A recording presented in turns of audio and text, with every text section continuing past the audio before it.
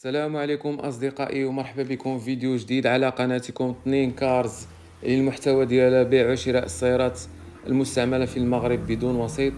ومرحبا بالناس الجداد معنا. والسيارة اللي حاضرة معنا كما كتشوفوا في الفيديو هي معشوقة الجماهير ومعشوقة الكبير والصغير، هي جولف 8 جي تي اي.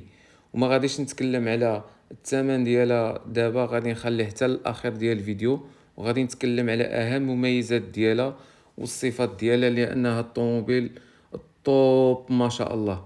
بالنسبه للموديل، راها موديل 2021، ضاربه 19000 كيلومتر. بالنسبه للموتور كما تلاحظوا في الفيديو، راه الموتور ديال جوج ديال اللتر، 245 ديال الخيل. بالنسبه الداخل ديالها، فيها دوبل الطابلو، السطح كيتفتح بالبصمه، السينتوس كيسخنو وكيبردو، فيها ميموار ديال سينتوس، الروايد فيها ديال 19. بالنسبه للثمن ديالها خوتي كتبقى 45 مليون. هذه غادي يفهمها غير اللي كيعشق هاد الطوموبيل. وكنلاحظ بان وصلنا لنهايه الفيديو، كنتمنوا ما تبخلوش علينا بالاعجاب ولي لايك بزاف بزاف، والاراء ديالكم والتعليقات ديالكم. وشكرا بزاف.